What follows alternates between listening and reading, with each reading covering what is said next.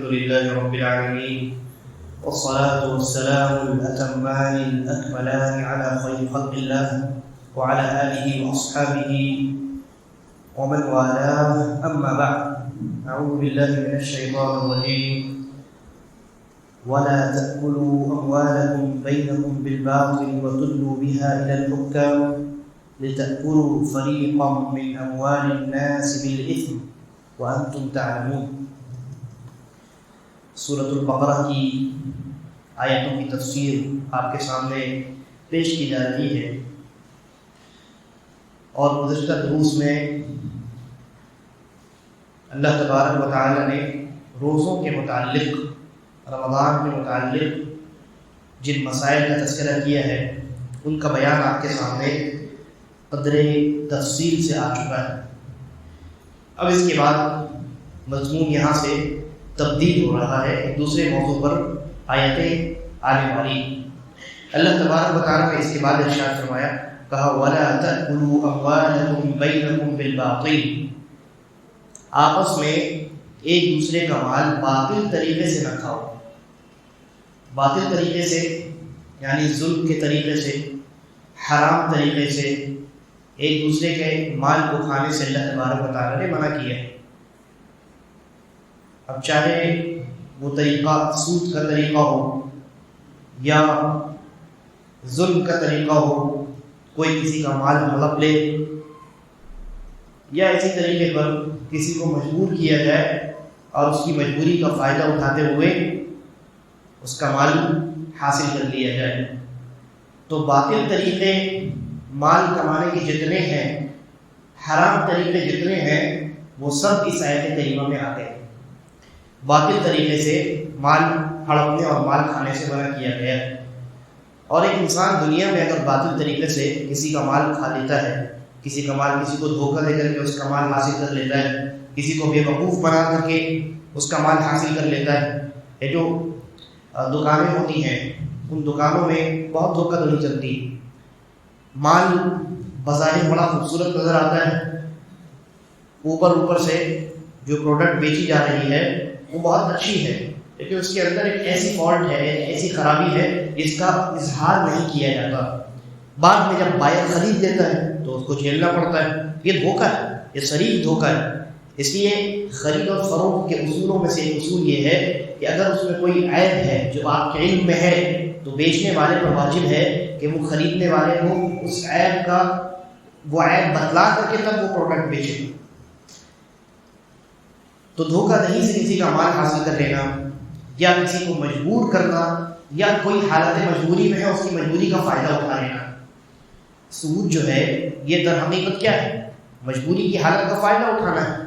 کسی انسان کو ضرورت پڑی، مجبور ہے بیچارہ، پیسے نہیں ہیں اس کے پاس، آپ سے وہ قرض لینے کے لیے آیا، قرض آپ نے دیا تو مدد تو اس کی، لیکن اس شرط کے ساتھ آپ نے مدد کی ہے کہ جب وہ آپ کا مال واپس کرے گا تو زیادہ لوٹ آئے گا۔ 10,000 لیا ہے تو 15,000 لوٹ آئے گا، 12,000 لوٹ آئے گا، جتنا لیا ہے اس سے زیادہ لوٹ آئے گا، ورنہ آپ اس کو قرض نہیں دیں گے۔ تو سود یہ قرض میں حرام ہے، اور سود میں یعنی قرض کی جو صورت بنتی ہے اس میں اضافے کو اور سود کو حرام قرار دینے کی جو حکمت علماء نے بیان کی ہے وہ یہ ہے کہ قرض کی بنیاد اخوت اور بھائی چارہ ہے۔ قرض کی بنیاد ایک مسلمان دوسرے مسلمان بھائی کو قرض دے رہا ہے، در حقیقت وہ بھائی چارہ نبھا رہا ہے، وہ جو ہے بھائی چارہ نبھا رہا ہے، وہ اخوت ادا کر رہا ہے، وہ اخوت، وہ بھائی چارہ جو اسلام نے ان دونوں کے درمیان بنایا ہے۔ تو کیا آپ اپنے بھائی سے پروفٹ لیتے ہیں؟ ایک آدمی کی دکان ہے، مان لیجیے دوا کی دکان، اس کا اپنا بھائی اگر اس کے دوا کی دکان سے کوئی سامان خریدنے کے لیے آئے تو وہ آدمی کوشش کرتا ہے اپنے بھائی کو جتنے میں اس نے مال خریدا ہے اتنے ہی میں دے، ہے کہ نہیں؟ اب بلکہ فری میں بھی دے دیتا ہے، لیکن اپنے بھائی سے پروفٹ نہیں کماتا۔ کیوں نہیں کماتا؟ کیونکہ یہ اس کا اپنا سگا بھائی ہے۔ سگے رشتے سے زیادہ اہم رشتہ اسلام کا بنایا ہوا رشتہ ہے، اور اسی رشتے کی بنیاد پر اللہ تبارک و تعالیٰ نے قرض کو حلال قرار دیا یا قرض کو مشروع قرار دیا اور قرض دینے کی تلقین کی ہے، اس لیے کہ یہ ایک طریقے سے بھائی چارے کو نبھانا ہے اور اپنے بھائی کی، مجبور بھائی کی مدد ہے۔ تو آپ اپنے سگے بھائی کی مدد کر کے اس سے پروفٹ نہیں لیتے ہیں، اسلامی بھائی کی مدد کر کے کیسے پروفٹ لے سکتے ہیں؟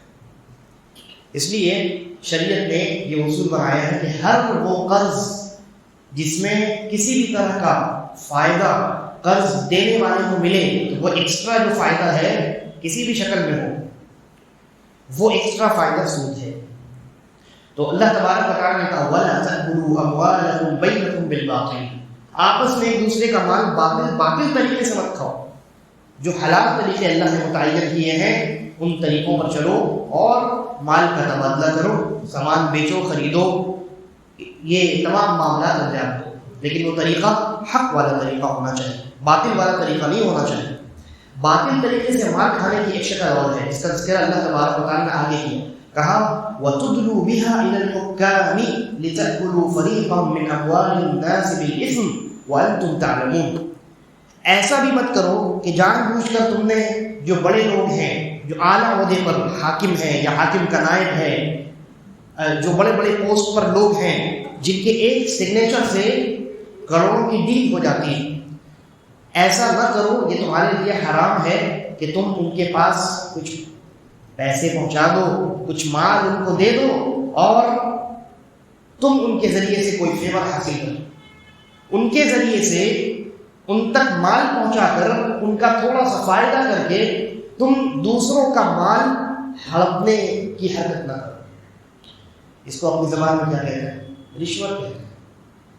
تو اللہ تبارک و تعالیٰ نے رشوت کا تذکرہ کیا، کہا وَلَا تَأْكُلُوا، یہاں بھی وَتُدْلُوا بِهَا أي وَلَا تُدْلُوا بِهَا إِلَى الْحُكَّامِ لِتَأْكُلُوا فَرِيقًا مِّنْ أَمْوَالِ النَّاسِ بِالْإِثْمِ، ظلم کے طریقے سے، باطل طریقے سے دوسروں کا مال ہڑپنے کے لیے بڑے بڑے جو عہدے دار ہیں اور جو حکام ہیں ان کو مال مت دو، یہ رشوت ہے۔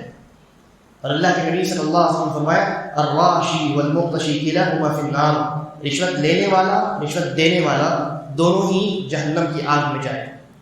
ایک غلط فہمی کا اظہار کر دوں، وہ یہ لوگ یہ سمجھتے ہیں کہ رشوت کا معنی یہ ہے کہ آپ نے اپنے کسی کام کو انجام دلانے کے لیے اس کام کے ذمہ دار شخص کو اگر پیسہ دے دیا، مال دے دیا، تو یہ رشوت ہے۔ فقہا نے رشوت کی جو تعریف بیان کی ہے اس تعریف کو سمجھنے کی ضرورت ہے۔ رشوت کی تعریف یہ ہے کہ ناحق طریقے سے، غور کیجیے، ناحق طریقے سے اپنا کوئی کام نکلوانے کے لیے، کوئی مال حاصل کرنے کے لیے، کسی فیور کو حاصل کرنے کے لیے ناحق طریقے سے اگر آپ کسی ذمہ دار کو، کسی عہدے دار کو پیسہ کھلاتے ہیں، مدد، اس کو کچھ مالی تعاون کرتے ہیں، تو یہ رشوت ہے، یہ رشوت ہے۔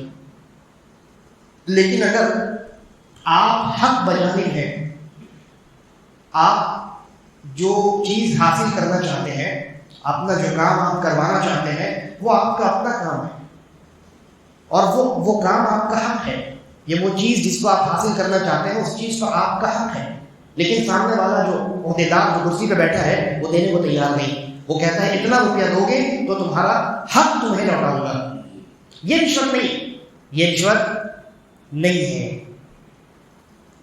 ایک ایسا کام جو جائز نہیں ہے، کوئی ایسی چیز جس کو آپ حاصل کرنا چاہتے ہیں لیکن وہ اس چیز پر آپ کا حق نہیں ہے، لیکن آپ نے پیسہ کھلا کر کے وہ ناحق چیز اپنے قبضے میں لے لی، یہ پیسہ کھلانا رشوت ہے۔ لیکن کوئی چیز جس پر آپ کا حق ہے اور سامنے والا بغیر پیسے کے ماننے کو تیار نہیں ہے، تو آپ اپنا حق لینے کے لیے اگر اس کو پیسہ دیتے ہیں، یہ رشوت نہیں ہے، یہ رشوت نہیں۔ بات سمجھ میں آ رہی؟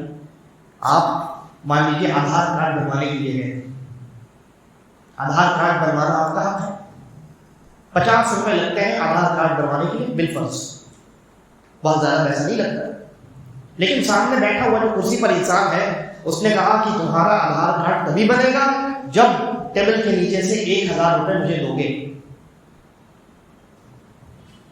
آپ مجبور ہیں، آپ ناحق طریقے سے کوئی کام نہیں کروا رہے ہیں، آدھار کارڈ بنانا آپ کا حق ہے، لیکن سامنے والے آدمی نے آپ کی مجبوری کا فائدہ اٹھایا کیونکہ کنٹرول اس کے ہاتھ میں ہے۔ لہذا ایسی صورت میں اپنا حق لینے کے لیے اگر آپ اس کو تھوڑا سا پیسہ دیتے ہیں تاکہ اس کے ظلم سے بچ سکیں، حقیقت میں آپ ظلم آپ کے اوپر ہو چکا ہے، لیکن اس سے بڑا ظلم یہ ہے کہ آپ کا آدھار کارڈ وہ بنانے سے سرے سے انکار کر دے، تو اس سے بچنے کے لیے آپ نے اس کی ڈیمانڈ پوری کر دی اور اپنا حق آپ نے لے لیا۔ یہ رشوت نہیں ہے، یہ رشوت نہیں۔ رشوت کیا ہے؟ رشوت یہ ہے کہ ایک زمین جو آپ کی نہیں ہے، ایک زمین جو آپ کی نہیں کسی اور کی، لیکن آپ نے کسی بڑے آفیسر کو پیسہ کھلا کر کے وہ زمین اپنے نام کر لی، اس زمین پر آپ کا حق تھا؟ نہیں تھا، ناحق طریقے سے آپ نے وہ زمین اپنے نام لکھوائی ہے اور اس کام کے لیے آپ نے کسی بڑے آفیسر کو پیسہ کھلایا ہے، یہ رشوت ہے۔ تو رشوت کی یہ تعریف یاد رکھیے کہ ناحق طریقے سے کسی چیز کو حاصل کرنے کے لیے اگر آپ کسی عہدیدار کو پیسہ کھلاتے ہیں، پیسہ دیتے ہیں، یہ رشوت ہے، اور اسی کے لیے یہ وعید ہے الراشی والمرتشی کلاہما فی النار، دینے والا رشوت اور لینے والا رشوت دونوں کا دونوں آگ میں جائے گا، جہنم میں جائے گا، کیونکہ دونوں ہی مجرم ہے نا، بات سمجھیے، دونوں مجرم ہوا نا، جو دینے والا ہے، رشوت جو دینے والا ہے وہ بھی تو مجرم ہے، کیونکہ ناحق طریقے سے یا ایسی چیز جس پر اس کا کوئی حق نہیں ہے اس کو وہ ہڑپنا چاہتا ہے، تو مجرم تو ہے آلریڈی پہلے سے ہی، اور پھر وہ سامنے والا آدمی اس کے اس جرم پر مدد کر رہا ہے پیسہ لے کر کے، وہ بھی مجرم ہوا۔ اسی لیے رسول اللہ صلی اللہ علیہ وسلم فرمایا الراشی والمرتشی کلاہما فی النار، رشوت دینے والا رشوت لینے والا دونوں جہنم میں ہیں۔ لیکن اگر آپ صحیح طریقے سے اور اس چیز کو حاصل کرنے کے لیے جس پر آپ کا حق ہے، آپ کسی کو اگر پیسہ دیتے ہیں مجبوراً، تو آپ تو مجرم ہوئے نہیں، ہے کہ نہیں؟ آپ کہاں سے مجرم ہوئے؟ آدھار کارڈ بنانا آپ کا حق ہے، وہ ظلم کر رہا ہے سامنے والا، وہ گنہگار ہوگا، باطل طریقے سے اس نے آپ کا مال کھایا ہے، آپ نے کوئی جرم نہیں کیا۔ تو اس فرق کو یاد رکھنے کی ضرورت ہے، اس فرق کو یاد رکھنے کی ضرورت ہے۔ ہمارے یہاں کرپشن بہت زیادہ ہے، تو کرپشن یہاں دو طریقے کا ہے۔ ایک کرپشن یہ ہے جس میں دونوں پارٹی مجرم ہوتے ہیں، دونوں طرف فریقین، کام کروانے والا، کام کرنے والا، دونوں کے دونوں مجرم ہیں، کیونکہ کام کروانے والا ناحق طریقے سے کسی چیز کو حاصل کروانا چاہتا ہے، اور جو سیٹ پر کرسی پر بیٹھا ہے وہ اس کی مدد کرتا ہے اور ڈیمانڈ کرتا ہے اتنا پیسہ دو تو ناحق طریقے پر ہی صحیح لیکن یہ چیز تمہارے نام ہو جائے گی، تمہارے قبضے میں چلی جائے گی۔ اور کرپشن کی دوسری شکل یہ ہے کہ صرف ایک آدمی مجرم ہوتا ہے اور وہ ظالم ہوتا ہے، اور دوسرا آدمی مجبور ہوتا ہے اپنے ہی حق کو لینے کے لیے اس سے پیسے کا مطالبہ کیا جاتا ہے، تو یہ رشوت نہیں۔ تو آپ نے فرق سمجھ لیا، ٹھیک ہے؟ ایک رشوت ہے اور ایک شکل جو ہے وہ رشوت نہیں ہے۔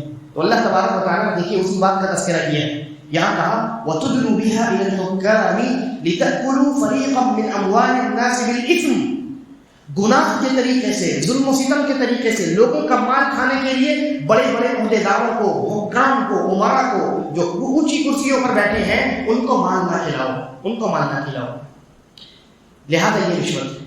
اس سے اللہ تبارک و تعالیٰ نے سختی کے ساتھ منع کیا ہے، وَأَنْتُمْ تَعْلَمُونَ، جان بوجھ کر کے، جانتے ہو، بوجھتے ہو کہ تم ناحق راستے پر ہو، وہ چیز تمہاری نہیں ہے، وہ کام تمہارا نہیں ہے، لیکن مال کے بلبوتے پہ، پیسے کے بلبوتے پہ تم نے کرسی والے کا غلط فائدہ اٹھایا اور اس نے تمہارے جرم میں شراکت کی اور تمہیں جرم پر معاونت کی اور تمہارا کام کر دیا، تو یہ بہت بڑا جرم ہے۔ یہ رشوت دینا، رشوت لینا یہ گناہ کبیرہ ہے۔ اس کے بعد اللہ تبارک و تعالیٰ نے ارشاد فرمایا یسألونک عن الأہلہ، کہ لوگ آپ سے چاند کے بارے میں سوال کرتے ہیں۔ چاند کے بارے میں سوال کرتے ہیں، کیا سوال کرتے ہیں؟ اس آیت کو عربی زبان اور اس کے قواعد کے اعتبار سے اگر آپ سمجھیں گے تو یہاں جو لفظ ہے اہلہ، اس کا معنی ہوتا ہے کئی طرح کے چاند، ایک چاند نہیں، کئی طرح کے چاند۔ در حقیقت صحابہ کرام نے رسول اللہ صلی اللہ علیہ وسلم سے یہ سوال کیا تھا کہ چاند جو نمودار ہوتا ہے، چاند جب نکلتا ہے تو وہ بہت باریک ہوتا ہے، پھر آہستہ آہستہ اس میں اضافہ ہوتا جاتا ہے، پھر 14 تاریخ کو مکمل گول چمکتا ہوا چاند مکمل نظر آتا ہے، 14ویں کا چاند جس کو کہتے ہیں. پھر آہستہ آہستہ وہ گھٹنا شروع ہوتا ہے اور پھر وہ باریک ہو کر کے غائب ہو جاتا ہے. تو اس میں حکمت کیا ہے؟ اس میں حکمت کیا ہے؟ اللہ تبارک و تعالیٰ نے چاند کے نظام کو ایسا کیوں بنایا ہے؟ اس کا جواب اللہ تبارک و تعالیٰ نے ان آیات میں دیا ہے. چنانچہ فرمایا قل، اے نبی صلی اللہ علیہ وسلم اس سوال کے جواب میں آپ فرمائیے ہی مواقیت للناس والحج، کہ چاند لوگوں کو وقت بتانے کے لیے اور حج کے مہینوں کی تعیین کے لیے اللہ تبارک و تعالیٰ نے پیدا کیا ہے. چاند میں یہ جو تبدیلی ہوتی رہتی ہے کہ چاند باریک ہوتا ہے، پھر آہستہ آہستہ مکمل ہو جاتا ہے، پھر آہستہ آہستہ گھٹ جاتا ہے، تو اس میں حکمت یہ ہے کہ اس نظام کی وجہ سے لوگوں کی زندگی کا نظام، وقت کا نظام چلتا ہے. ٹائم جو ہے لوگ چاند کے ذریعے سے مہینوں کی تعیین کرتے ہیں، مہینوں کو جانتے پہچانتے ہیں، اور مہینوں کی ابتدا اور مہینوں کی انتہا سے لوگوں کے بہت سارے معاملات جڑے ہوتے ہیں.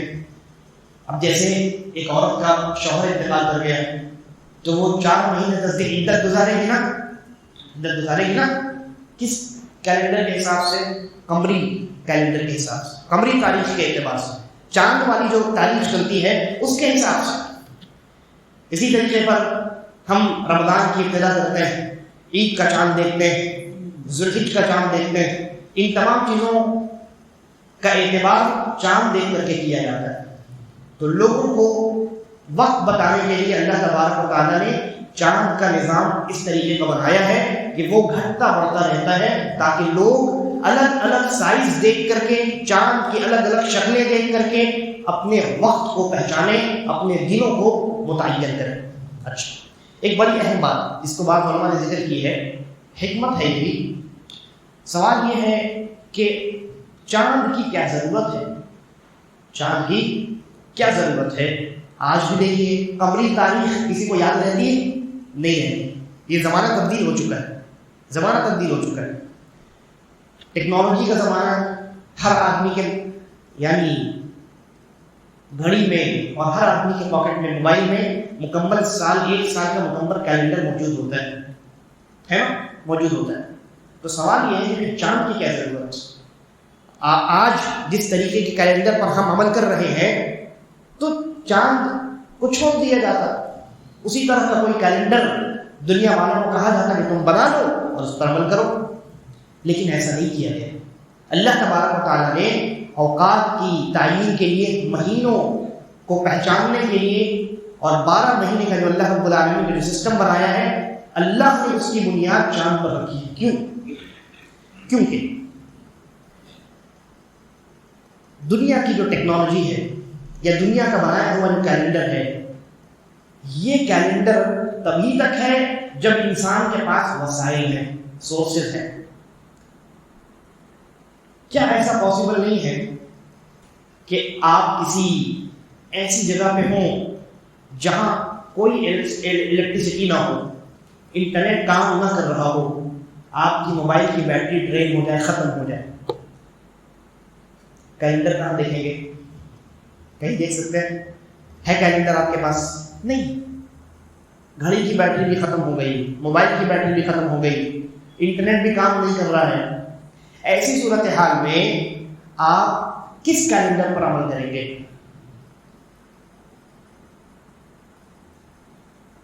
کیسے پتہ کریں گے کہ مہینہ شروع ہوا اور اب مہینہ ختم ہو گیا؟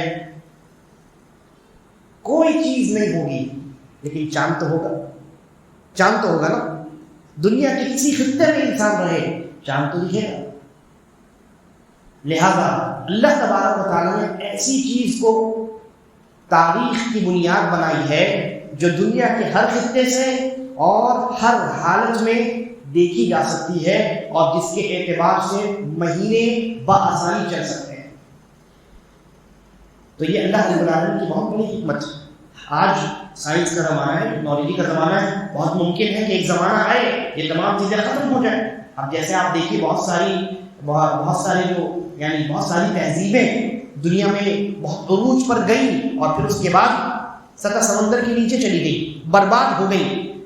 ان کے یہاں کون سا کیلنڈر چلتا تھا، کس طرح کی ٹیکنالوجی تھی، کس طرح کی تہذیب تھی، اس کے باقیات ملے ہیں، بس اندازہ لگا رہے ہیں لوگ کہ ہاں یہاں ایسا ایسا ہوا کرتا ہوگا، ان کے پاس فلاں فلاں چیزیں ہوں گی، فلاں فلاں چیزوں کا علم ہوگا، لیکن وہ پوری تہذیب تو ختم ہو گئی۔ تہذیب ختم ہو سکتی ہے، ثقافتیں ختم ہو سکتی ہیں، پورا کا پورا شہر ختم ہو سکتا ہے، چاند نہیں ختم ہو سکتا۔ لہذا وہ نظام جو اللہ تبارک و تعالیٰ نے بنایا 12 مہینوں کا چاند کی بنیاد پر، اللہ نے کہا یہ تب سے ہے جب سے آسمان و زمین پیدا کیے گئے، اور تب تک رہیں گے جب تک آسمان و زمین ہے، یعنی جب تک انسانیت زمین میں باقی ہے چاند موجود ہے، اور چاند کے اعتبار سے چلنے والے 12 مہینے موجود ہیں۔ یہ اللہ رب العالمین کی بڑی حکمت ہے۔ تو اللہ نے کہا آپ کہہ دیجئے یہ مواقیت للناس والحج، کہ یہ لوگوں کے اوقات کو متعین کرنے کے لیے ہے، چاند کے گھٹنے بڑھنے میں یہ حکمت ہے کہ اس سے لوگ وقت کا تعین کرتے ہیں اور حج کے مہینوں کو معلوم کرتے ہیں۔ اچھا، اس کے بعد اللہ تبارک و تعالیٰ نے فرمایا وَلَيْسَ الْبِرَّ أَن تُوَلُّوا أَن تَأْتُوا الْبُيُوتَ مِن ظُهُورِهَا وَلَكِنَّ الْبِرَّ مَنِ اتَّقَىٰ، کہا کہ نیکی یہ نہیں ہے کہ تم اپنے گھروں کے پیچھے سے گھر میں داخل ہو، گھر کے پیچھے والے دروازے سے، بلکہ نیکی یہ ہے کہ تم اللہ سے ڈرو۔ نیک وہ ہے جو اللہ سے ڈرے، اللہ کا تقوی اختیار کرے۔ اس آیت کا پس منظر یہ ہے کہ جاہلیت کے زمانے میں لوگ حج کے لیے جب احرام باندھ لیا کرتے تھے اور نکل گئے اپنے گھر سے، گھر کے مین دروازے سے وہ باہر نکل گئے، کسی وجہ سے اگر کوئی چیز بھول گئے یا کوئی حاجت پیش آ گئی، اگر کسی وجہ سے دوبارہ ان کو گھر میں واپس آنا پڑتا تو وہ گھر کی جس دروازے سے باہر نکلے ہیں اسی دروازے سے گھر کے اندر جانے کو یہ بدشگونی سمجھتے ہیں۔ تو کیا کرتے، اگر ایسی ضرورت پیش آ گئی، حالت احرام میں ہے، احرام کا کپڑا انہوں نے پہن لیا، احرام باندھ لیا، اور دوبارہ اب گھر کے اندر جانے کی ضرورت پیش آ گئی، تو کرتے یہ تھے کہ گھر کے پیچھے دروازے سے، گھر کے پچھلے دروازے سے وہ گھر کے اندر داخل ہوتے تھے،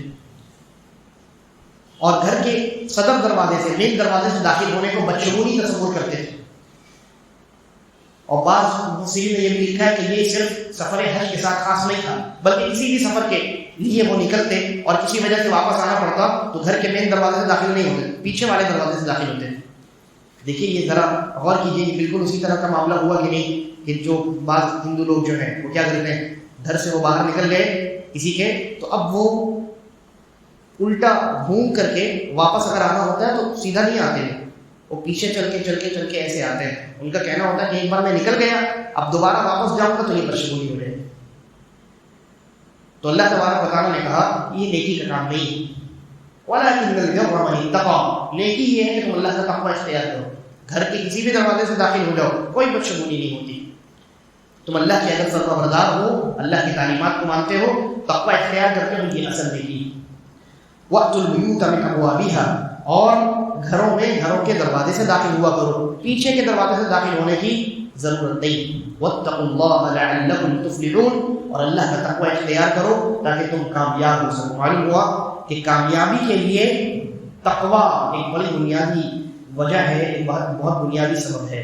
ہمارے درمیان آج کامیابی نہیں ہے، اللہ کی مدد روٹھی ہوئی ہے، نصرت الہی مسلمانوں کے درمیان سے ختم ہو چکی ہے، اللہ کی مدد نہیں آ رہی ہے۔ اس کی وجہ یہ ہے کہ لوگوں کے اندر سے تقوی ختم ہو چکا ہے۔